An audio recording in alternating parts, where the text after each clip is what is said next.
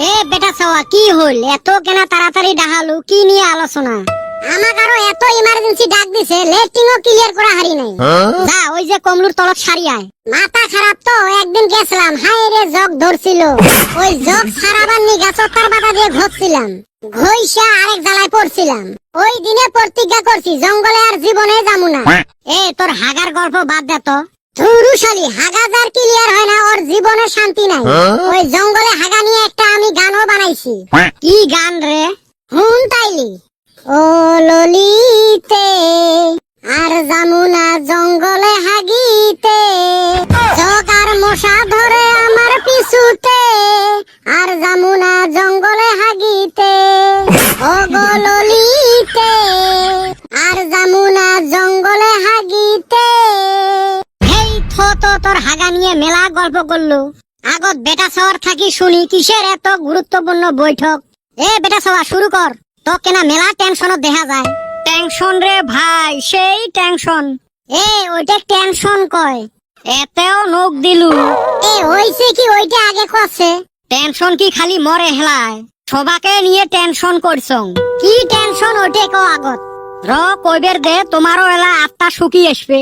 ওরে তাড়াতাড়ি মর কেনা ভয় লাগবে লাগছে। এলা তো খালি শুরুবাত, ভয় তো এলা হে ধরবে। এ ভাই কোসে তাড়াতাড়ি, আমার খালি গাও ঝিমঝিম করতাছে। গাও তো খালি ঝিমঝিম করবে লাগছে, খানিক পরে এলা ভূমিকম্প আসবে। তুই কবু না আমরা জামু, ও আবার দিয়ে জিলেপি পেঁচ দিবে লাগছিস। তাহলে শুনো রে ভাই, আজকে সুতি সুতি একটা কথা ভাবলুম। কথাটা কি ওইটে কো। আমার বর্তমান বয়স কত চলি আছে? 27-28 তো হইব। ওতে তো সমস্যাটা। এতে কি সমস্যা হইল? আমার কারো বাচ্চাই কি কোনোদিন বিয়ের কথা কইছে? কি আর কমুরে ভাই, দুঃখের কথা।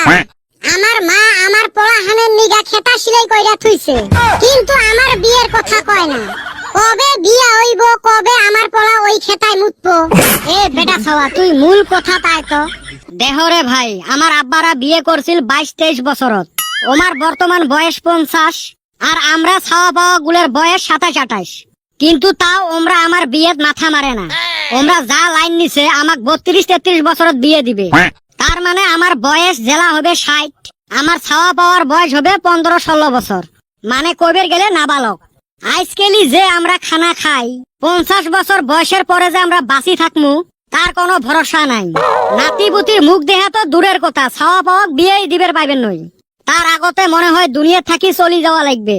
বাইরে তুই না হেইরুন টেনশনে ফালাইয়া দিলি। আর আমরা জি বিড়ি আর শিকড় খাই, 50 বছরে বাঁচমু না নাই তার কোনো গ্যারান্টি নাই। আর আজকালি জি সারের বস্তু খাইতে খাইতে মানুষের জি হার্ট অ্যাটাক হয়, তার আগতে যদি টপকি যাই রে ভাই, আমার ছাওয়া পাওয়া না বিধুয়ে হবে। ওই হারাম দাদা, বিধুয়ে নহয় অনাথ হবে। যাই ওই কি যে জ্বালায় পইরা গেলাম। ছাওয়া পাওয়াক বান একটা জরে করে ধমকিও দিবে না পাই। কেনে ধমকি দিবের পাইবেন নহয়? যেই বয়সত ছাওয়া পাওয়া হবে ওই বয়সত ডাক্তার আমার জ্বরে কথা কইবেরে মানা করবে। এই টেনশন নিয়ে মোর কালকে রাইতত থাকি ঘুম নাই। কত আশা আছিল নাতিপুতির সাথে মার্বল খেলাম, তা আর বোধহয় হইল না। বাইরে জি কথা শুনাইলি আমার কলজে হাতে কাঁপনি ধরছে। এই টেনশনত থাকি কেমনে বাঁচা যায় কত? এ কদম যা তো রঞ্জন বিড়ি আন এক মুঠে, বিড়ি খায়া টেনশন দূর করমু। তুই না বিড়ি খাস না, ঠেকা পড়লে বাগে ঘাস খায়, আর মুই বলটু বিড়ি খাইতে কি হবে? হয় রে, বিড়ি খায়া মাথাটা অল্প ঠান্ডা করা লাগবে। কেমনে যে এই বিপদত থাকি বাঁচি?